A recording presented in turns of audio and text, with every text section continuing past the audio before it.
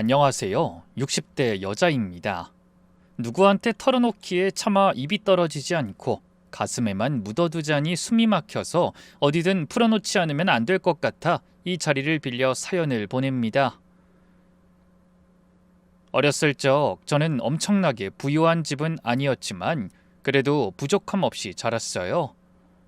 친정아버지가 일찍부터 작은 건물 하나를 사두셨던 덕분에 5식구가 큰 걱정 없이 끼니 챙기고 옷 사입고 가끔 외식도 하며 살았죠.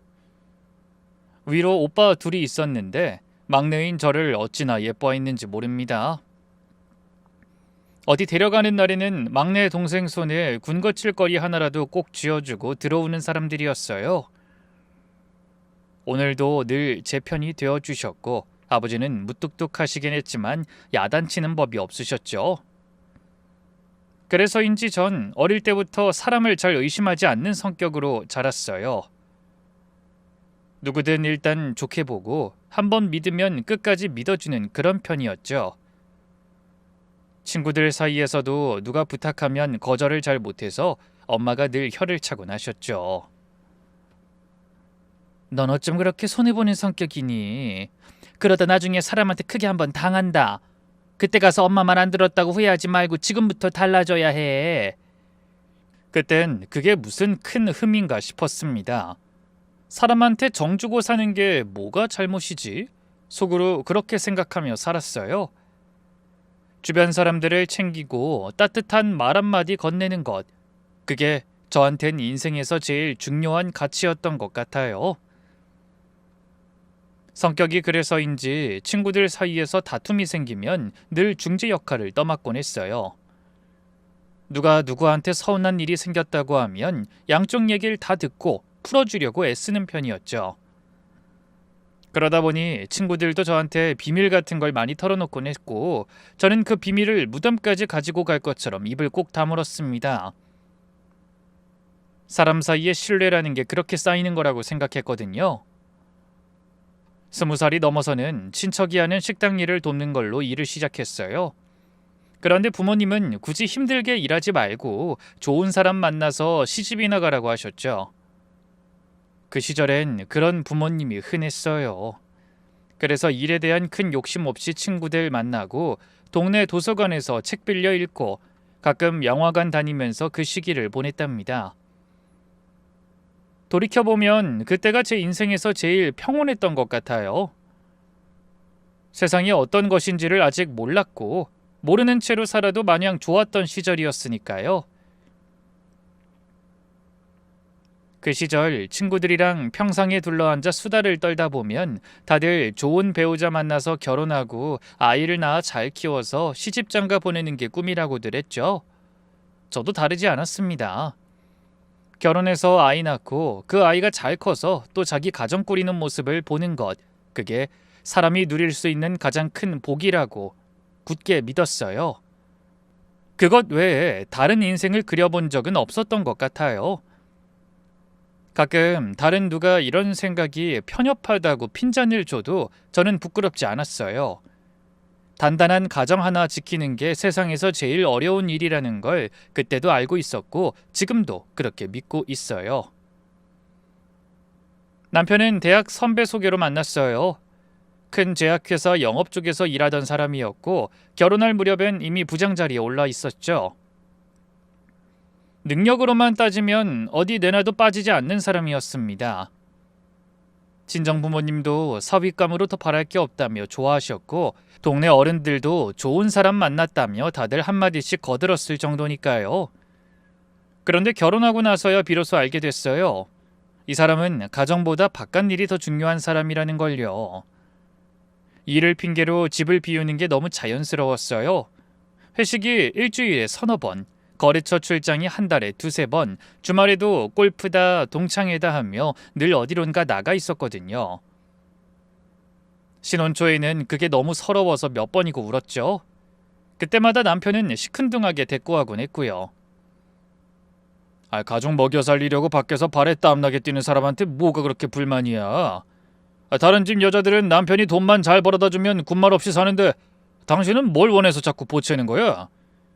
그 말이 너무 야속해서 잠 못 자던 밤들이 셀 수 없이 많았어요. 시간이 흐르면서 저는 차츰 말이 줄었고 남편은 그런 저를 편하다고 좋아했죠. 같이 산다는 느낌보다 한 집에 새들어 사는 사람 같은 그런 외로움을 평생 안고 살았습니다. 가끔 주변에 금슬 좋은 친구들 보면 속으로 어찌나 부럽던지요. 그런 남편과 살았던 건 딱 하나의 이유였어요. 남편은 아들한테만큼은 굉장히 다정한 편이었다는 거예요. 아들 학교 행사라면 회사 일도 미루고 달려왔고 주말에도 아들이랑은 어떻게든 시간을 만들어 야구장이며 캠핑장이며 데리고 다녔죠. 아들이 학교에서 상이라도 받아오면 그날 저녁은 무슨 일이 있어도 일찍 들어와서 외식을 시켜줬고요. 어딜 가든 우리 아들이 이번에 무슨 상을 받았는데 하면서 자랑부터 하곤 했죠. 저한테 쓸 정성을 모조리 아들한테 쏟아붓는 사람 같았습니다. 이 사람과 정을 떼야겠다고 마음먹은 게 수십 번이었지만 결국 그러지 못한 건 다 아들 때문이었죠. 아들한테는 더없이 자상한 아빠인 그 사람을 제가 빼앗는 것 같아서요. 아들한테 아빠 없는 집을 만들어주고 싶지 않아서 그 한 가지 이유로 평생을 이를 악물고 버텼죠. 가끔 제 상황을 아는 절친한 친구들이 답답하다는 듯 한마디씩 거들곤 했어요. 너 정말 평생 이렇게 살 거냐고요. 그럴 때마다 전 그래도 우리 아들한테는 좋은 아빠야 하고 짧게 말하고 화제를 돌렸죠. 겉으로만 보면 제가 남편을 두둔하는 줄로 알았을 거예요. 사실은 두둔이 아니라 체념이었는데 말이죠. 외로움이 익숙해지면 그게 일상인 것처럼 느껴지는 법이라 저도 어느 순간부터는 남편이 늦는 날이 더 마음이 편할 정도가 됐답니다. 아들과 둘이 마주 앉아 저녁을 먹고 함께 텔레비전을 보다 잠드는 그 시간이 제 유일한 행복이었죠. 그렇게 참고 또 참다 보니 어느새 환갑이 가까워졌네요. 하나뿐인 우리 아들은 어릴 때부터 유난히 속이 깊고 다정한 아이였어요. 다른 집 아들들은 사춘기에 엄마랑 말도 안 한다는데 우리 아이는 학교에서 있었던 일을 저에게 시시콜콜 다 얘기해주는 그런 성격이었죠. 부엌에서 설거지를 하고 있으면 행주를 들고 와서 식탁을 같이 닦아주던 아이, 제 생일이면 용돈을 모아 작은 꽃 한 송이라도 사들고 오던 그런 사려 깊은 아이였습니다. 남편이 전화 한 통 없이 늦는 날이면 아들은 슬며시 거실로 나와 옆에 앉아 저와 같이 텔레비전을 봐주곤 했어요. 어떨 땐 다 큰 녀석이 슬쩍 어깨에 머리를 기대기도 했고요. 그럴 때면 아들이라기보다 친구 같고 어떤 날은 보호자 같기도 했어요. 게다가 아들은 언제나 자기 앞가림을 야무지게 하는 편이었어요. 공부 욕심이 많아 좋은 대학을 마치고 지금은 바이오 쪽 연구원으로 일하면서 또래 중에선 손꼽힐 만큼 안정적인 자리에 있습니다. 일에만 전념하더니 입사 몇 해 만에 본인 명의로 작은 아파트도 한 채 마련했고요. 회사에서도 평이 좋다고 들었어요. 묵묵히 자기 일하면서 동료들 챙길 줄도 아는 사람이라고 윗사람들이 데리고 가고 싶어하는 직원이란 얘기를 같은 회사 다니는 친구 아들한테 건너들은 적도 있고요. 그 이야기가 참 대견하고 자랑스러웠죠. 어느 날 저녁이었어요.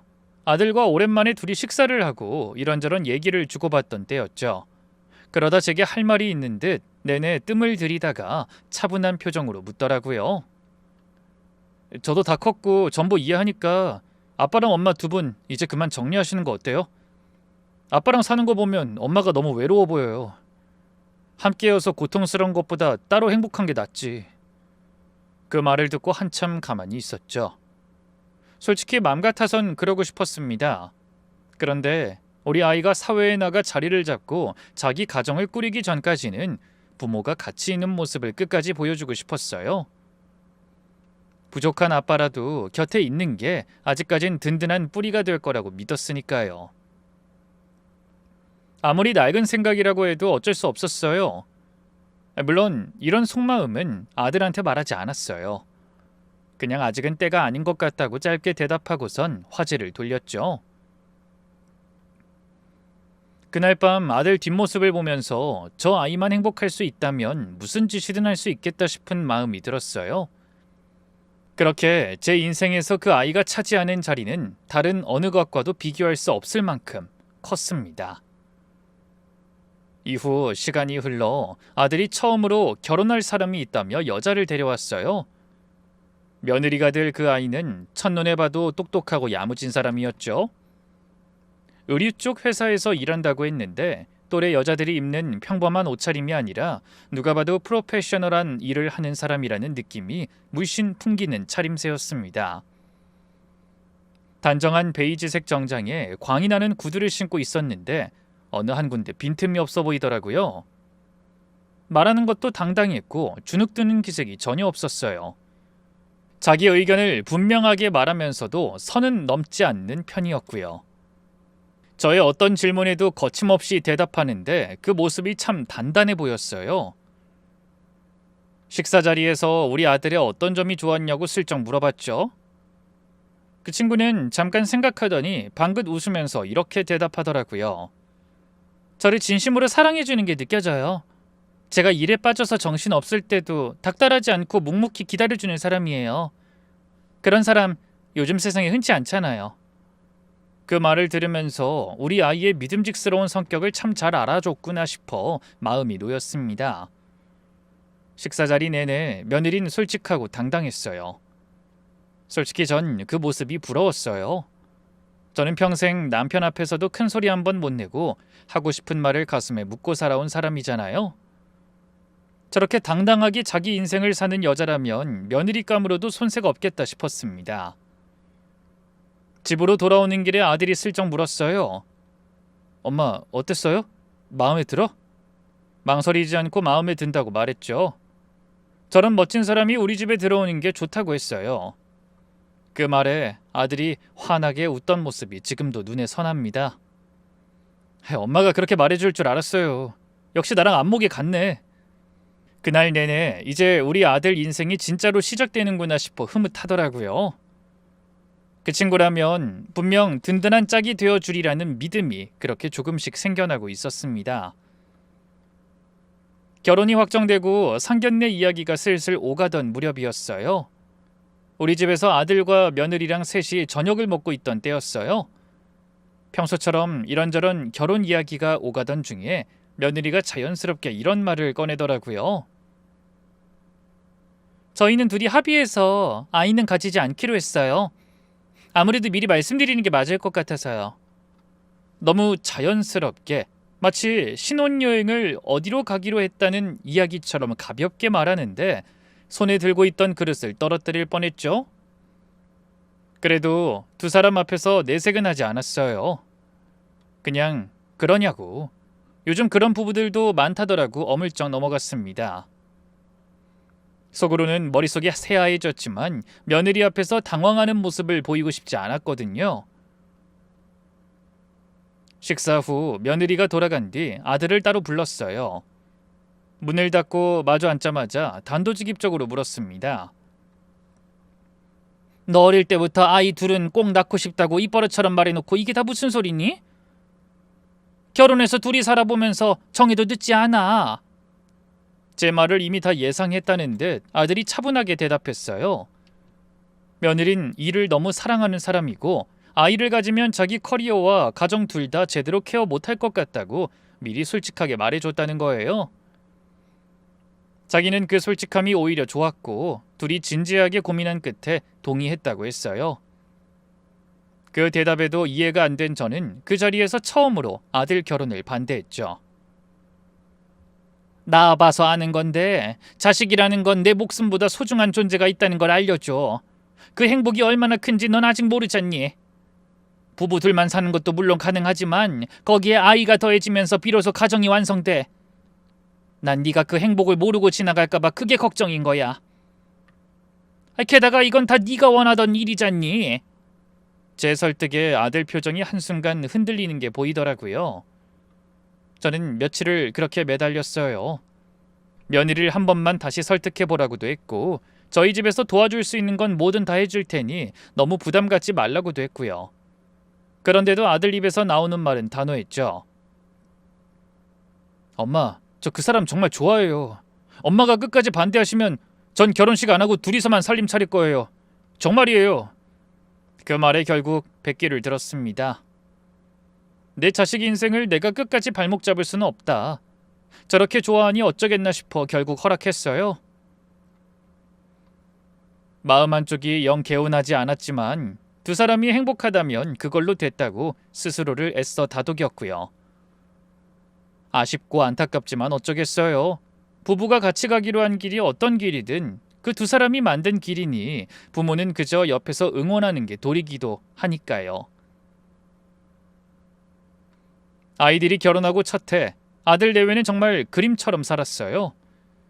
둘이 손잡고 유럽이며 동남아며 여행을 다녔고 주말이면 한강에서 자전거를 타거나 맛집을 찾아다니더라고요. 가끔 우리 집에 와서 그동안 다녀온 곳 사진들을 보여주며 신이 나서 이야기를 풀어놓곤 했답니다. 어머니, 다음번엔 저희가 어머니 모시고 한번 다녀올게요. 어머니 좋아하실 만한 온천 같은 데로 가요. 빈말이라도 그 말이 어찌나 살갑게 들리던지 며느리가 참 고맙고 예뻐 보였습니다. 기념일이면 며느리가 직접 만든 케이크를 보내오기도 했고 때마다 제철 과일 같은 걸 사서 보내기도 했어요. 두 사람 다 일도 잘하면서 자기들끼리 시간도 알차게 만들어 쓰는 편이어서 별 걱정이 없었죠. 그 모습을 보면서 평생 가져온 제 생각이 점점 흔들리더라고요. 여태 저는 자식 때문에 이 답답한 결혼 생활에 묶여 산다고만 믿어왔어요. 그런데 아들 부부를 가만히 들여다보고 있자니 묶인 게 아니라 제가 선택한 거였구나 싶더라고요. 사는 모양은 결국 누가 정해주는 게 아니라 각자가 선택하고 나아가는 거구나 하는 그 당연한 사실을 이제야 깨달은 셈이었죠. 며느리가 당당하게 자기 인생을 그려나가는 모습이 부럽다는 생각까지 들었습니다. 그래서 며느리한테 더 잘해주려고 마음먹었어요. 시댁이라는 곳이 며느리한테 부담이 되지 않았으면 했고 가족 일로 며느리가 스트레스 받지 않았으면 했거든요. 진심으로 좋아서 진심으로 잘해주고 싶어서 그랬어요. 며느리도 그런 제 마음을 알았는지 늘 살갑게 굴었어요. 어머니 같은 시어머니가 어딨어요. 친구들이 다 부러워해요 저. 며느리가 그렇게 말하면서 저에게 팔짱을 끼고 활짝 웃을 때면 정말 우리 가족 안에 빈자리 하나가 알맞게 채워진 것 같았죠. 며느리가 우리 집에 와줘서 고마웠고 두 사람의 그 자유롭고 단단해 보이는 삶이 오래오래 갔으면 싶었습니다. 그러던 어느 일요일이었어요. 아들 부부가 우리 집에 점심을 먹으러 온 날이었죠. 그날 식사 자리에서 며느리는 평소와 좀 달랐어요. 늘 환하게 웃던 아이인데 그날따라 자주 휴대전화를 들여다보고 있더라고요. 자꾸 연락이 오는 모양인지 식사 도중에 자리에서 일어나 베란다 쪽으로 나가 전화를 받기도 했고요. 아들이 무슨 일이야? 하고 물어봤는데 며느리가 회사 일이 좀 급해서 그래 하면서 어물쩍 대답하더라고요. 원래는 같이 있는 중에 그렇게 전화를 받는 일이 없었거든요. 그 모습이 어딘가 평소답지 않아서 뭔가 달라진 것 같아서 잠깐 마음에 걸렸지만 회사 일이 바쁘면 그럴 수도 있지 싶어 더 묻지 않았어요. 그때 마침 동네 친구가 손주를 데리고 잠깐 놀러 왔습니다. 아들 부부가 있는 걸 모르고 잠깐 지나가다 들렸다 하더군요. 안 될 거 없지 싶어서 차를 내어줬어요. 그런데 친구가 화장실에 잠깐 간 사이 아이가 갑자기 자지러지게 울음을 터뜨리는 거예요. 어찌나 서럽게 우는지 거실이 다 떠나갈 것 같았죠. 친구가 어쩔 줄 몰라 손을 씻다 말고 뛰어나왔고 저랑 아들이 양쪽에서 달래보려고 했지만 아이가 더 크게 울더라고요. 그때 며느리가 자연스럽게 아이한테 다가가는 거예요. 그러더니 능숙하게 아이를 들어올려 안더라고요. 한 손으로 아이 등을 토닥토닥 두드려주는데 그 자세가 너무 안정적이고 익숙해 보였습니다. 그런데 더 놀라운 건 아이가 거짓말처럼 울음을 그치고 며느리 어깨에 머리를 폭 기대고 있는 거예요. 친구가 입을 다물지 못하더라고요. 어머나, 우리 손주가 낯을 많이 가리는 편인데 어떻게 저렇게 금방 안기지? 아이, 새댁이 아이 보는 손길이 보통이 아니네. 그치? 저도 그 모습을 보면서 묘하게 갸웃했습니다. 며느리 형제 중에 어린아이가 있는 것도 아니고 분명히 친한 친구들 중에도 아이가 있는 사람이 거의 없다고 들었거든요. 그런데 어떻게 저렇게 자연스러울 수가 있을까? 뭔가 좀 이상하다 싶은 생각이 들더라고요. 그래서 기다렸다가 친구가 손주를 데리고 돌아간 뒤에 며느리한테 슬쩍 물어봤죠. 지영이 너 아이 잘 보는구나. 어디서 그렇게 배웠어? 솜씨가 보통이 아니던데. 며느리가 잠깐 멈칫하더니 한 박자 늦게 대답하더라고요. 아, 요즘 유튜브 같은 데서 육아 컨텐츠가 워낙 많이 올라오잖아요. 어머니, 그런 거 자주 보다 보니까 자연스럽게 익숙해진 것 같아요. 어깨너머로 배운 거죠 뭐. 그 대답을 듣는데 어딘가 매끄럽지 않다는 생각이 들었어요. 평소에 아이를 별로 좋아하지 않는다고 말하던 사람이 왜 굳이 그런 영상을 자주 보고 있다는 건지요. 게다가 영상을 보고 배운 거랑 진짜 해보는 거랑은 다르잖아요. 어린아이를 능숙하게 들어 올리는 게 어깨너머로 본다고 곧바로 해낼 수 있는 일은 아니라고 생각했어요. 그 점이 마음 한구석에 자그마하게 걸렸지만 그날은 그저 며느리가 야무진 편이라서 그런가 보다 하고 넘겼죠. 설마 무슨 다른 사정이 있을까? 그런 부정적인 생각은 애써 하지 않으려고 했죠. 그 일이 있고 얼마 지나지 않아 아들 부부의 연락이 거짓말처럼 뚝 끊겼어요. 그 전까지는 그래도 종종 통화를 했고 한 달에 한 번은 우리 집에 와서 같이 밥을 먹던 편이었거든요. 그런데 어느 날부터 갑자기 전화도 뜸해지고 문자를 보내도 답이 한참 뒤에야 짧게 돌아오는 거예요. 며느리한테 연락하면 회사가 정신없이 바쁘다는 답이, 아들한테 연락하면 자기도 일이 많아서 그렇다는 답이 돌아오더라고요. 뭐 그런가 보다 했죠. 회사 일이라는 게 한꺼번에 몰릴 때가 있으니까요. 못 보면 어때? 각자 잘만 지내면 됐지. 무소식이 희소식이다 라고 생각했어요. 그런데 그 시간이 점점 길어지니까 영 마음이 편치 않았습니다. 뭔 일 있는 건 아닐까 싶더라고요. 한편으론 걱정이 되고 한편으로는 궁금하기도 해서 아들 회사 근처에 일이 있다는 핑계로 아들한테 전화를 걸었어요.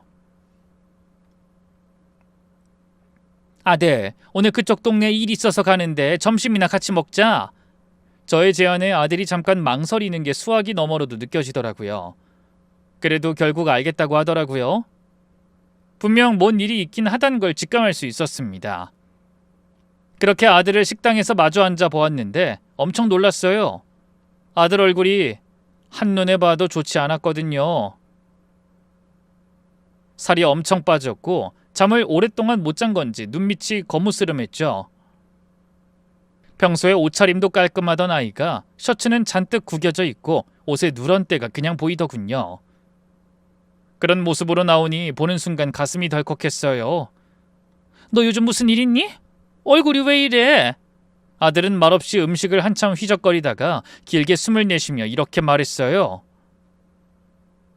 엄마, 솔직히 말하면 요즘 와이프랑 자주 부딪혀서 그래요. 별일도 아닌데 계속 다투게 돼. 와이프는 내가 답답해서 짜증이 난데 어떤 날은 아예 말을 안 섞어요. 뭐 워크숍이다 거래처 미팅이다 하면서 외박도 잦아졌고요. 전 그 사람 일이 바쁘니까 감정적으로 예민해졌나 보다 하고 그냥 그러려니 하고 싶은데 솔직히 좀 지쳐요. 점점 날 대하는 태도가 달라지는 게 느껴져서 어떻게 해야 할지 모르겠어.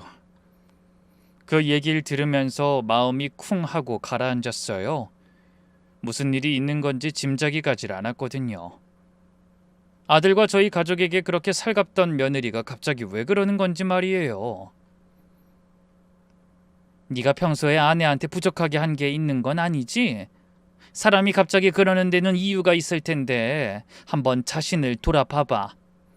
제 말에 아들이 쓴웃음을 짓더라고요. 자기는 오히려 더 잘해보려고 노력하고 있다고. 다만 며느리가 마음을 아예 닫고 있는 것 같아서 어찌해야 할지 모르겠다고 했어요. 듣기로는 집안일도 전담하려고 하고 며느리가 좋아한다는 음식이나 선물을 주기도 했고 사랑 표현도 더 적극적으로 했대요. 그럼에도 며느리 반응이 시큰둥했다는 거죠. 엄마, 저 솔직히 가끔은 좀 무서워요. 이 사람이 내가 알던 그 사람이 맞나 싶을 때가 있어서요. 얼마나 어떻게 더 노력해야 할지 모르겠어. 그 말을 듣는 순간, 이건 내 조언으로는 해결할 수 없는 일이구나 싶었어요. 그래도 며느리를 너무 몰아세우지 말고 조금만 노력해보자고 했어요. 연애 때도 권태기가 있는데 하물며 결혼해서 계속 사이가 좋을 수만 있겠냐라고 하면서요. 그렇게 노력하다 보면 언젠가 며느리가 알아줄 날이 올 거라고 말했어요. 엄마, 저도 그렇게 생각하고 싶어요. 그러고 싶은데 마음이 잘 안 따라줘요. 그 한마디가 어찌나 가슴 아프던지요. 그날 밥을 거의 못 넘기고 자리에서 일어났어요. 집으로 돌아가는 길에서 자꾸만 며느리 얼굴이 떠오르더라고요. 회사 일이 너무 힘들어서 그런 거면 차라리 다행인데 그게 아니라면 도대체 뭘까? 부부 사이에 어떤 문제가 생긴 거구나. 이걸 어떻게 풀어야 아이들이 다시 예전처럼 지낼 수 있을까? 그 고민이 며칠을 두고 머릿속을 떠나지 않았습니다. 며칠을 고민하다 며느리한테 직접 전화를 걸었어요. 요즘 연락이 뜸해서 전화해봤다고. 혹시 회사 일이 많이 힘드냐고 조심스럽게 물었어요. 그러자 며느리가 한참 말이 없다가 사실 좀 지쳐있다고 하더라고요. 일이 많아서 정신적으로, 체력적으로 힘들다고 덧붙이면서요. 늘 당당하고 단단했던 목소리가 처음으로 무너지는 게 느껴졌어요. 그 이야기를 듣고 저는 곧바로 결심했습니다. 얘야, 회사 일 잠시 쉬는 게 어떻겠니? 생활비 같은 건 우리가 해결해 줄 테니 걱정하지 말고 얼마간 푹 쉬면서 마음 좀 추슬러. 사람이 그렇게 계속 달리기만 하면 어디 멀쩡하겠니? 지금은 잠깐 멈춰서서 네 자신을 챙길 때야. 저의 제안에 며느리는 한참 침묵하다가 대답했어요. 어머니 너무 감사하다고, 그 마음 절대 잊지 않겠다고 몇 번이고 말하더라고요. 그날 저는 며느리한테 적지 않은 돈을 송금했어요. 큰 돈이었지만 며느리에게 쓰는 게 전혀 아깝지 않았습니다. 며느리가 너무 지쳐 보였고 며느리가 힘들면 가정도 같이 힘들 테니 모든 게 무너지기 전에 좀 숨을 돌렸으면 했거든요. 돈을 받은 며느리는 감사하다며 꼭 갚겠다고 문자를 보내왔어요. 이 이야기를 친구한테 했더니 펄쩍 뛰더라고요. 어머, 넌 며느리한테 그 돈을 왜 줘? 일 좀 힘든 거 가지고 시어머니가 그렇게까지 해야 돼? 애 낳느라 쉬는 것도 아니고. 그래도 저는 후회하지 않았어요. 우리 가족한테 쓰는 건데 뭐 어때요? 그리고 한편으론 며느리한테 잘하면 며느리가 우리 아이한테도 잘해줄 거라고 생각했어요. 그게 아들 부부의 가정을 살리는 길이라 굳게 믿었습니다. 그렇게 한 달쯤 지났을 무렵 아들에게 며느리에 관한 이야기를 전해들었습니다. 듣자 하니 며느린 저와 연락한 이후 곧바로 일을 쉬었대요. 그렇게 휴직을 하고 나서 곧바로 친구와 발리에 다녀온 모양이더라고요. 그리고 백화점 명품관에서 가방을 새로 사기도 했고 종종 호텔바에서 와인을 마시고 들어온대요. 처음엔 다행이라고 생각했어요. 며느리가 정말 쉬고 있구나. 자기만의 시간을 잘 보내고 있구나 싶어 다행이라고 생각했죠. 그런데 아들은 며느리가 집에 잘 들어오지 않는다고 걱정하더라고요. 즐기는 건 좋지만 집에는 들어와야 하지 않냐고 하면서요. 또 제가 준 돈을 너무 흥청망청 쓰는 것 같아서 보기가 좀 그렇다고 하기도 하고요. 그래서 저는 며느리도 좀 숨 쉴 시간이 필요한 거다. 너무 올가매지 말고 기다려주라고 또다시 감싸줬습니다. 아들의 그 걱정이 그때는 그저 부부 사이에 흔히 있을 수 있는 어려움처럼 들렸거든요. 그래서 다독여준 거였죠. 며느리는 여태까지 일만 하며 살아왔고 일 욕심이 너무 커서 스스로를 강박적으로 몰아세워왔을 거라고 추측하면서요. 그러자 아들이 한숨을 푹 쉬더니 알았다고만 짧게 답하더라고요. 그 한숨의 무게를 그때는 제대로 헤아리지 못했어요. 제가 정말 어리석었죠. 그 무렵 며느리한테 한 번 더 전화를 걸어봤어요. 몸은 좀 어떠냐고, 잘 지내고 있냐고 물었죠. 며느리는 한참 뜸을 들이더니 어머니 덕분에 한결 나아졌다고, 곧 정신 차리고 일터로 돌아갈 거라고 살갑게 대답하더라고요. 그 다정하고 해맑은 대답을 듣는데 어딘가 마음 한구석이 자꾸 걸렸어요. 분명히 무언가 이상한데 그게 뭔지 콕 집어 말할 수가 없는 그런 느낌이었죠. 그래도 이유도 없이 의심하는 것보다 믿는 게 낫겠다 싶어서 알겠다고 하고 전화를 끊었네요. 평생 사람을 잘 의심하지 않고 살아온 제 성격이 그 순간에 또 발목을 잡은 셈이죠. 그러던 어느 토요일이었어요. 직접 담근 김치를 아들 내외한테 좀 갖다 주려고 한 날이었죠. 아들에게 미리 연락을 하고 아들 부부 집에 갔어요. 며느리가 워낙 김치를 좋아해서 자주 해서 갖다 주던 편이라 그날도 별 생각 없이 챙겨 들고 나간 거였죠. 둘의 시간을 방해하고 싶지 않아서 반찬만 주고 잠깐만 들렀다 갈 생각이었어요. 그렇게 엘리베이터에서 내려 복도를 걷는데 아들네 집 현관 앞에서 익숙한 목소리가 들리더라고요. 그런데 평범한 대화 소리가 아니었어요. 아들과 며느리가 현관 밖 복도에 서서 언성을 높이고 있더라고요. 너무 놀라서 멀찍이서 이 광경을 몰래 엿보는데 아들 손에는 캐리어가 들려 있었어요. 며느리가 또 어디 나가려는 모양인데 아들이 그걸 막아선 형국이었죠. 아들이 사정하듯 말하고 있었어요. 여보, 이게 도대체 몇 번째야? 오늘 제발 얘기 좀 나누자. 나랑 둘이 있는 게 싫으면 센터 상담이라도 받으면서 다시 잘 맞춰보자. 어? 우리의 이런 상황을 바꿀 수 있는 방법은 많아. 아이 문제도 다시 한번 생각해 볼 수 있는 거고. 그 말을 듣자마자 며느리가 비웃듯이 받더라고요. 너 같은 인간이랑 아이를 어떻게 낳아? 같이 있으면 답답하고 숨 막힌다고. 나만 보는 그 맹목적인 마음도 부담스러워. 그리고 아이? 너 그 얘기 다시 꺼내면 정말 끝이야? 우리가 힘든 걸 아이로 극복하자고? 내가 아이 갖기 싫다고 몇 번을 말했잖아. 결혼 전엔 괜찮다고 해놓고 왜 이제 와서 말 바뀌는데? 정말 답답해 죽겠네. 미안해 여보. 다신 이야기 안 할게. 내가 실수했어. 정말 미안해. 그 자리에서 저는 한참을 움직이지 못했어요. 평생 누구한테 큰 소리 한 번 내본 적 없는 아들이 자기 아내한테 이런 모욕을 받고 있었다는 게 믿기지 않았어요. 아들은 거의 며느리에게 매달리고 있었습니다. 결국 저는 김치통을 든 채로 그대로 발길을 돌렸죠. 두 사람한테 들키지 않으려고 계단 쪽으로 빠져나와 그 자리에 오르도록 서 있었습니다.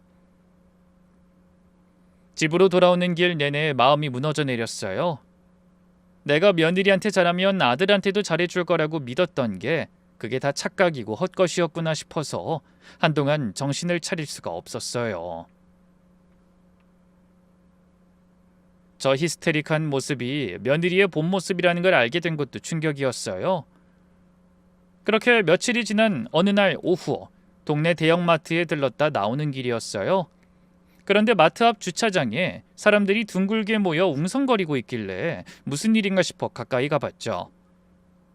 여자들이 서로 마주보고 언성을 높이고 있었는데 그 광경을 한참을 보고 나서야 그중 한 사람이 우리 며느리라는 걸 알아챘죠. 며느리가 그렇게 화를 내며 큰 소리로 다른 사람과 부딪히는 모습은 처음 봐서 완전히 헛것을 보는 줄 알았어요. 상대 여자는 며느리보다 나이가 좀 더 들어 보였고요. 손가락으로 며느리 얼굴을 가리키면서 거친 말들을 퍼붓고 있었어요. 정확히 무슨 말이었는지는 사람들 웅성거리는 소리에 무쳐 잘 들리지 않았는데 인간이 돼서 어떻게 어쩌고저쩌고 하는 말만 또렷이 들렸죠. 며느리도 지지 않고 받아치고 있었고요. 저는 너무 놀랐지만 이대로 볼 수만은 없겠다 싶어서 사람들 사이를 비집고 들어갔습니다. 이 아이는 우리 며느리인데 왜 이러시냐고, 무슨 일이냐고 그 낯선 여자를 어떻게든 떼어놓으려고 했어요. 그런데 며느리가 절 보더니 얼굴이 하얗게 질리는 거예요. 그러더니 갑자기 그 여자가 아니라 저한테 화를 내더라고요. 어머님, 지금 여기서 뭐 하시는 거예요? 왜 끼어드세요? 제 일은 제가 알아서 할 거니까 그냥 가세요. 당장 가시라고요, 어머님. 난데없이 저에게 화를 내니 놀라서 발이 떼어지질 않았어요. 며느리는 나중엔 거의 떠밀듯이 저를 사람들 밖으로 밀어내더라고요. 그 와중에 제가 들고 있던 장바구니가 한쪽으로 기울어져서 물건들이 굴러떨어졌죠. 상대 여자가 그 모습을 보더니 비웃듯이 저에게 한마디 하더군요. 시어머니? 그 댁도 사람 보는 눈이 영 형편없네. 정신 나간 사람들끼리 알아서들 잘해보세요. 그 말만 하고서 휙 하고 가버렸어요. 그 여자가 떠난 뒤에 며느린 저한텐 눈길 한번 주지 않고 그 자리에서 벗어났어요. 휴대전화를 들고 어디론가 전화를 걸면서 그대로 주차장을 빠져나가 버렸죠. 저는 얼떨결에 그 자리를 빠져나와 한참을 어디로 가야 할지 몰라 서 있었어요. 완전히 바보가 된 느낌이었어요. 낄 때 안 낄 때 구분 못한 천치가 된 그런 느낌요. 그날 밤에 며느리한테 전화를 걸어봤어요. 받지 않더라고요. 문자를 남겼는데도 답이 오지 않았고요. 그 다음 날도 마찬가지였어요. 그 무렵부터 며느리와 대면대면해졌습니다. 전 그날의 일에 대해 영문도 모른 채 말이에요. 한편으로는 마음 한쪽에 그 상대 여자 얼굴이 자꾸 떠올라서 영 개운하지가 않더라고요. 며느리가 왜 낯선 여자랑 그렇게 길거리에서 싸우고 있었을까? 회사 일로 부딪힌 사람일까? 아니면 어떤 원한이 있는 걸까? 친구한테 그 얘기를 슬쩍 했더니 친구 표정이 영 좋지 않았어요. 어머머, 그거 보통 일 아니야. 모르는 여자랑 그렇게 한 길에서 싸울 일이 어디 흔해? 며느리 잘 살펴봐. 분명 뭔가 있어. 이제는 그러려니라는 게 안 되더라고요. 좋게 생각하거나 믿음을 갖는 게 불가능해졌어요. 우리 가족 안에 이런 문제가 생길 리 없다고 생각해왔지만 이제 제 눈으로 본 이상 의심할 수밖에 없었죠. 며느리가 우리에게 숨기는 게 있다는 걸 말이에요. 이런저런 생각으로 어느새 일주일쯤 지났을 때였어요. 친구가 오랜만에 점심이나 같이 먹자고 자기 집으로 부르더라고요. 친구는 마당 있는 집에서 살고 싶다며 도시 외곽 전원주택가로 얼마 전 이사한 참이었죠. 당시 스트레스를 많이 받았던지라 머리도 식힐 겸 며느리 일도 잠시 잊을 겸 그 집으로 갔죠. 주택가 안쪽 골목으로 한참을 들어가니 단독주택들이 듬성듬성 자리 잡고 있는 조용한 동네가 펼쳐졌어요. 친구 집은 작은 마당이 딸린 2층 집이었어요. 거실에 앉아 차를 마시는데 거실 통창 너머로 길 건너편 집 마당이 훤히 들여다 보였죠. 친구가 부엌에서 과일을 깎는 사이 무심코 그 창밖을 내다봤어요. 그런데 길 건너편 집 마당에 낯익은 사람이 서 있는 거예요. 설마 했는데 바로 우리 며느리였습니다. 어떻게 이런 운명 같은 우연이 계속 생기는 건지 너무나 신기하면서도 두려울 지경이었어요. 건너편 마당에 있는 며느린 한 손엔 우유병을 들고 다른 한 손엔 2-3살쯤 되어 보이는 어린아이를 안고 있더라고요. 아이는 며느리 어깨에 머리를 기대고 있었고 며느린 아이 등을 토닥이면서 무언가 콧노래라도 흥얼거리는 듯한 표정이었어요. 그 모습이 너무 자연스러워서 처음엔 사람을 잘못 본 줄 알았죠. 한참을 더 지켜봐도 분명히 우리 며느리였어요. 그 순간 다리에 힘이 빠져서 그 자리에 주저앉을 뻔했어요. 그 아이는 누구일까? 아이를 가질 생각 없다고 결혼 전에 단단히 못 박은 사람이었잖아요. 그럼 며느리가 왜 저기서 모르는 집 마당에서 누구 아이를 안고 있는 건지 도무지 이유를 모르겠더라고요. 머릿속이 새하얘져서 친구가 과일 접시를 내오는 줄도 모르고 한참을 그 창문 앞에 붙박여 있었죠. 친구가 옆에서 무슨 일이냐고 물었지만 대답할 정신이 없었어요. 그저 갑자기 머리가 좀 어지럽다고 둘러대고 다시 자리에 앉았어요. 하지만 도저히 안 되겠다 싶어서 친구한테 급한 일이 생각났다고 둘러대고 서둘러 그 집을 나왔어요. 며느리가 들어가 있는 그 집 대문 맞은편 골목, 차가 한 대 세워져 있는 그늘진 곳에 몸을 숨기고 며느리가 나오길 기다렸죠. 얼마나 서 있었는지 다리가 다 저렸어요. 그러다 한참 만에 그 집 대문이 열리더라고요. 며느리가 가벼운 손가방을 들고 천천히 걸어 나오는데 이때다 싶었죠. 그냥 가면 안 되겠다 싶어서 떨리는 손으로 휴대전화 녹음 버튼을 슬며시 눌러두고 며느리 쪽으로 걸어갔습니다. 며느리는 절 보자 순간적으로 몸이 굳어버리더라고요. 어머니가 어떻게 여기에... 그 말 한마디만 하고 아무 말도 못하더라고요. 저는 며느리를 똑바로 쳐다보면서 방금 돌보던 그 아이는 누구 아이냐고 물었어요. 며느리는 한참을 우물쭈물하다가 자기 친구 아이라고, 친구가 잠깐 일이 있어서 봐주고 있는 거라는데 말을 더듬는 거예요. 평소 그렇게 말 잘하던 사람이 말이에요. 맹세코 자기 아이가 아니라는데 믿을 수가 없더군요. 그런데 그 말이 떨어지자마자 그 집 대문이 다시 열리고 안경을 쓴 며느리보다 10살은 더 많아 보이는 남자가 아까 그 아이를 안고 걸어 나왔습니다. 남자는 절 보고 멈칫하더니 며느리한테 자연스럽게 묻더라고요. 자기야, 이분 누구야? 자기야. 그 말 한마디가 제 머리를 망치로 치는 것 같았어요. 며느린 새파랗게 질려서 아무 말도 못했죠. 그 순간 남자 품에 안긴 아이가 며느리 쪽으로 두 팔을 뻗으면서 엄마라고 부르는 거예요. 저도 그 자리에서 그대로 넘어갈 지경이었어요. 남자도 그제야 분위기가 심상치 않다는 걸 눈치챘는지 며느리한테 다시 물었어요. 누구냐고요? 며느리가 결국 마지못해 답하더라고요. 시어머니셔. 남자의 표정이 한순간에 일그러지더라고요. 그리고는 곧바로 혼자 집으로 들어가더군요. 평생을 사람 의심하지 않고 평온하게만 살아온 저였지만 그 순간만큼은 떨리는 다리로 버티고 서서 정신을 차렸어요.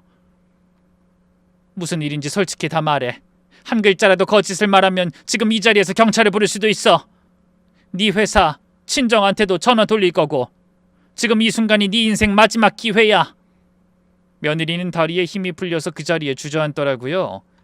그러더니 떨리는 목소리로 한마디씩 끄집어내기 시작했어요. 그 남자는 사실 며느리가 다니는 회사의 상무였고 작년에 이혼했다고 하더군요. 어린 아들을 양육하기로 했고 그 애가 바로 마당에서 며느리가 안고 있던 아이였던 거예요. 자기 아들이 아니란 며느리의 말이 사실이긴 했던 거죠. 남의 아이를 그렇게 사랑스러운 눈으로 돌볼 수 있다니, 그것도 아이가 싫다는 사람이 그럴 수 있었다는 게 정말 놀라웠습니다. 더 놀라운 건 그 두 사람이 사실 아들과 결혼하기 한참 전부터 만나온 사이였다는 거였어요. 그 불륜 관계를 유지하면서 아들을 만나고 결혼까지 했던 거예요. 며느리가 그렇게 단호하게 아이를 갖지 않겠다고 했던 이유도, 아들에게 점점 차가워졌던 이유도 다 이해가 가더라고요. 며느린 우리 아들을 사랑한 게 아니라 진짜 사랑을 놔두고 연막으로 결혼을 한 거였어요. 그러자 마트 앞에서 며느리한테 달려들던 그 여자가 누구였는지도 그제야 다 맞아 들어가더라고요. 그 여자는 그 남자의 전 부인이었고 자기 가정이 깨진 게 며느리 때문이니 그걸 탓하러 왔던 거죠. 그동안 며느리가 감추고 있던 건 바로 이 문제였어요. 아주 감쪽같이 속여왔던 거예요. 며느리는 한참 울다가 마지막에 한마디를 덧붙였어요. 아들이 안정적인 사람이라 좋았고 결혼하면 자기도 마음을 정리할 수 있을 줄 알았대요. 그런데 결혼 뒤에도 그 내연남을 놓을 수가 없어서 둘 다 가졌던 거라고요. 결혼하면 마음을 정리하려고 했다는 말은 도저히 믿을 수가 없었어요. 왜 아이를 갖지 않으려고 했겠어요? 결국 묵묵히 기다려주는 사람, 닥달하지 않는 사람이라며 며느리가 아들을 칭찬했던 그 점들이 사실은 이용하기 좋은 조건이었던 셈이죠. 자신의 불륜을 이어갈 수 있는 조건 말이에요. 워커홀릭이 아니라 그저 불륜 관계에 목매는 인간이었던 겁니다. 며느린 그 이야기라며 내내 울었지만 그 눈물이 누구를 위한 눈물인지 도무지 알 수가 없었어요. 우리 아들을 위한 건지, 그 남자를 위한 건지, 아니면 들킨 자기 자신을 위한 건지 말이에요. 그 골목에서 어떻게 빠져나왔는지도 기억이 잘 나지 않아요. 도망치듯이 집으로 돌아왔고 현관문을 닫자마자 거실 바닥에 한참을 앉아 있었죠. 며느리한테서 전화가 몇 번 왔지만 받지 않았죠. 받는다고 한들 뭐라고 해야 할지 이젠 도무지 알 수가 없었거든요. 며칠 동안 잠을 못 잤어요. 이걸 우리 아이한테 어떻게 말해야 하나. 아들이 이 이야기를 듣고 무너지지 않을까 싶더라고요. 진실을 안다면 충격이 너무 클 수도 있다는 게 무엇보다 두려웠죠. 하지만 저도 이제 더는 미룰 수 없다는 걸 알았어요. 그래서 결국 아들을 만났고 그 자리에서 제가 녹음했던 파일과 며느리가 했던 말들을 차근차근 다 들려줬어요. 녹음을 듣는 동안 아들 표정이 점점 굳어가더라고요. 그런데 제 예상과 달리 아들은 의외로 크게 흔들리지 않았어요.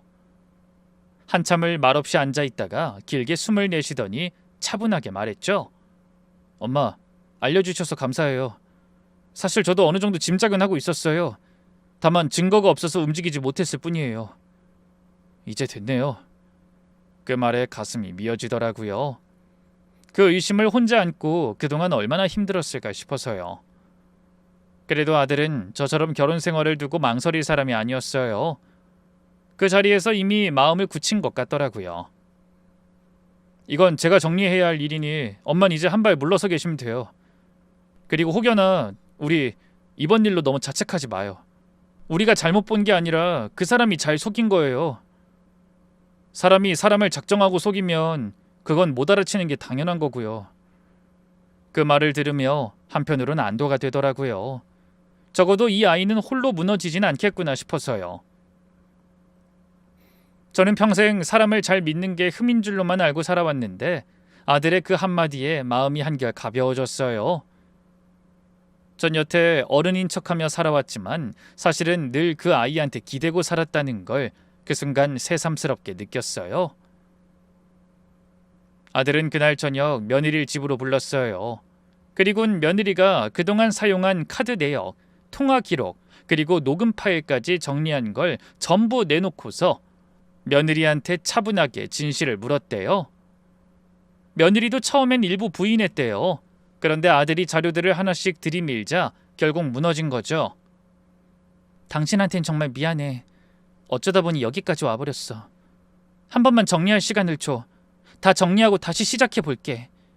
이혼은 당연한 거고 어머니가 너한테 보내준 그 돈, 우리 결혼 생활 동안 네가 그 사람과 그 아이한테 쓴 비용 전부 책임져. 그게 우리 부부 공동재산에서 빠져나간 돈이라는 건 너도 잘 알 테니까 반박 못하겠지. 며느리가 그 말에 정색하더니 자긴 그렇게는 못한다고 했대요. 내가 결혼 생활 동안 가정 경제에 보탠 게 얼만데 왜 나만 일방적으로 책임을 져야 해? 그건 너무하잖아. 어머니가 주신 돈도 나한테 주신 거지 당신한테 주신 거 아니야. 그건 내 돈이야. 그 말을 전해 듣는데 정말 황당하고 어이가 없더라고요. 제가 며느리의 실체를 알고서 준 게 아니잖아요. 그런 문제가 있다는 걸 알았다면 당연히 주지 않았을 거예요. 제가 따로 대답하진 않았지만 며느리가 꼭 갚겠다고 한 문자도 남아있어서 다행이었죠. 아들도 화가 났지만 끝까지 차분함을 잃지 않았대요. 그럼 법에서 판단하게 하자. 우리 둘이 여기서 더 얘기해봐야 답이 안 나올 테니까. 각오해. 이번엔 답답하게 굴지 않을 테니까. 결국 쉽게 마무리될 수 있던 일이 법적 공방으로 들어가게 됐죠. 아들은 다음 날 바로 변호사를 선임했고 며느리도 친정 쪽 변호사를 붙여 맞섰죠. 친정 어른들이 처음엔 며느리 편을 들었지만 자료 일부를 보고 나서는 입을 다물고 한 발 뒤로 물러섰다고 전해 듣기도 했어요. 그렇게 며느리가 집에서 짐을 빼던 날 저는 일부러 아들의 집으로 찾아갔어요. 가서 보니 며느리가 부엌 식탁에 앉아 미리 정리해둔 자기 옷가지들을 캐리어 안에 차곡차곡 담고 있었어요. 애써 저를 모른 척하며 말이에요. 그 모습이 어찌나 그악스럽게 느껴지던지요. 언제나 자신에게 따뜻하게 대했던 사람 앞에서 변명 한마디 없이 그렇게 자기 집만 챙기는 그 무신경함에 정말 사람이 이렇게 뻔뻔할 수도 있구나 싶더라고요. 얘야, 너 정말 우리 아들한테 미안한 마음이 있긴 하니? 지금까지의 일을 후회하긴 해? 며느리가 잠깐 손을 멈추더니 짧게 한마디를 떨어뜨렸습니다. 예, 죄송해요 어머니. 그게 저한테 한 마지막 말이었어요. 캐리어를 끌고 현관문을 나서는 그 뒷모습을 보면서 저 아이한테 정주고 산 그 시간들이 다 무엇이었나 싶어서 한참 멍하니 서 있었죠. 뭔가 특별한 대답을 기대한 건 아니었지만 이런 허무한 마지막을 바란 것도 아니었다는 생각이 들었습니다. 법정 다툼이 시작되자 아들 쪽 변호사는 작정하고 자료를 모았어요. 며느리와 상무, 두 사람이 함께 묵었던 호텔 결제 내역, 며느리가 자기 명의 카드로 그 아이 어린이집 비용과 병원비를 결제한 영수증, 거기에 며느리가 자기 차로 그 아이를 태우고 다닌 블랙박스 영상까지 줄줄이 나오더라고요. 제가 며느리한테 송금한 그 돈으로 며느린 그 남자 가족의 몫까지 발리 항공권을 결제했어요. 게다가 그 남자한테 선물한 시계 결제 내역도 정확하게 잡혔죠. 그 돈은 분명히 며느리 개인에게 보낸 게 아니라 잠시 쉬어가는 데 쓰라고 보낸 돈이었는데 며느린 그 의도와 전혀 다른 곳으로 썼더라고요. 이런 부분이 부당 이득 반환의 근거가 된다고 변호사가 설명해 주더라고요. 거기에 더해서 아들 쪽 변호사는 며느리 회사 쪽에도 정식 문제 제기를 했어요. 그 상무와 며느리가 함께 묵은 호텔 결제 내역 중에 회사 법인카드로 결제된 건들이 섞여 있었거든요. 사내 불륜에 대해서 회사 자금까지 사적으로 유용한 정황이 드러나니까 회사에서도 더는 두고 볼 수 없는 일이 되어버린 거죠. 회사 측은 자체 감사에 들어갔고 그 상무는 곧바로 직위 해제됐다고 들었어요. 며느리도 회사 인사 절차가 진행되는 동안에도 휴직 상태로 있다가 결국 스스로 사직서를 냈고요. 이혼 소송은 아들 쪽의 압도적인 우세로 마무리됐어요. 며느린 부정행위에 따른 위자료에 부부 공동재산에서 빼돌린 돈에 대한 부당 이득 반환까지 합쳐서 적지 않은 금액을 토해내야 했어요. 아마 탈탈 털렸을 거예요. 그 점이 그나마 속 시원하더라고요. 그렇게 전 며느리는 회사를 그만둔 뒤 한동안 친정에 내려가 있다가 지금은 지방 어느 도시로 옮겨 살고 있다고 들었어요. 그 일이 아름아름 그쪽 업계에 다 퍼져서 같은 분야로 다시 자리 잡긴 어려울 거란 얘기를 아들이 해줬어요. 게다가 그 상무라는 남자는 며느리를 버리고 다른 사람과 어울리고 있다는 얘기까지 들린다고 하니 며느리도 사람 사는 게 얼마나 부질없는 건지 그제야 좀 알게 되지 않을까 싶더라고요. 가끔 그 친구 집 거실 창문 너머로 봤던 며느리 모습이 떠오를 때가 있어요. 우유병을 들고 아이를 어르던 그 자연스러운 모습, 단 한 번도 본 적 없는 그 엄마로서의 다정한 모습. 그날 그 창문을 보지 않았더라면 전 아직도 며느리를 우리의 하나뿐인 가족이라고 믿으며 살고 있었을 거예요. 여전히 어리석을 정도로 이해하고 감싸주며 말이에요. 가끔 며느리 생각이 깊게 날 때면 한 가지가 마음에 걸리곤 해요. 며느리도 처음부터 그렇게 못된 사람은 아니었을 텐데, 그 모습만이 전부가 아닐 텐데 어쩌다 그 길로 빠져들었을까 하는 거예요. 아무래도 그건 며느리가 풀어야 할 자기 몫의 숙제고 제가 더 마음 쓸 일은 아니지만요. 그렇게 이혼이 마무리되고 시간이 좀 흘렀네요. 아들은 한동안 사람 만나는 걸 조심스러워했지만 회사 일에 다시 매진하면서 자기 삶을 되찾고 있어요. 요즘은 같은 업계에서 일하는 사람과 자주 만나는 것 같더라고요. 아이를 좋아해서 결혼하면 바로 아이를 갖길 원하는 사람이라고 들었어요. 아들이 새로 만나는 그 사람 이야기를 할 때 눈빛이 다시 살아나는 걸 보면서 속으로 얼마나 안도했는지 모릅니다. 이렇게 빨리 해결되어서 다행이다 싶기도 했고 사람은 사람으로 있는 거구나 했죠. 부디 이번엔 좋은 인연, 마지막 인연이 되길 홀로 빌고 또 빌 뿐이에요. 저도 이번 일을 겪으면서 마음을 정리했어요. 평생 외롭게 살아온 그 결혼 생활을 이제는 더 이어가지 않기로 했죠.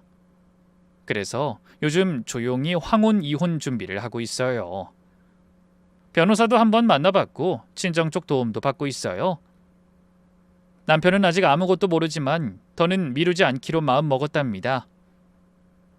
며느리의 그 일이 저한테 가르쳐준 한 가지가 있다면 인생은 한 번이니 자기 마음이 가는 대로 후회하지 않을 선택을 하며 살아야 한다는 거예요. 며느리가 그 진실을 그릇된 방향으로 썼다면 전 늦게나마 바른 방향으로 써보려고 합니다. 아들도 제 결정을 알고 나서 제 인생이니 제가 원하는 대로 하라며 등을 밀어줬어요. 역시 아들은 언제나처럼 저의 편이 되어줬죠. 의외였던 건 남편이었습니다. 제가 변호사 사무실 다녀온 다음 날 어쩐 일로 집에 일찍 들어온 남편이 거실 소파에 앉아 있더라고요. 그리곤 한참을 머뭇거리다 이런 말을 꺼내더라고요. 당신 이혼 준비한다며? 정말 그럴 거야? 이제 와서 이혼을 하겠다고? 뭘 위해서? 이미 정한 일이라고. 이 모든 건 나를 위한 거라고 짧게 답했어요. 제가 구구절절 설명하지 않아도 남편이 스스로 알길 바랬죠. 저의 대답에 남편은 한참 말없이 텔레비전 화면만 보더니 짧게 한숨을 내쉬고는 알겠다고 하더라고요. 평생 그렇게 무심하던 사람이지만 그래도 마지막엔 한번 잡아보려는 신용이라도 할 줄 알았거든요. 그런데 그 짧은 대답이 어쩌면 우리 부부 사이에 가장 솔직하고 정직한 결말이었던 것 같아요. 요즘은 복지관 일을 조금 늘렸고 친구들이랑 가까운 곳으로 여행도 다니고 있어요. 늦은 나이에 새 출발이라는 말이 어색하지만 그래도 남은 인생만큼은 제 발로 디디고 살아보려고요. 이렇게 지내는 게 사람 사는 거구나 싶더라고요. 너무 늦게 깨달은 게 아쉽기도 했지만 그래도 지금이라도 알게 돼서 다행이라는 마음이 더 컸어요. 그럼에도 바라는 게 있다면 아들이 이번엔 좋은 짝을 만나 그동안 못 누린 행복을 다 누리는 모습을 보는 것. 그거 하나가 지금 제 가장 큰 소망이랍니다.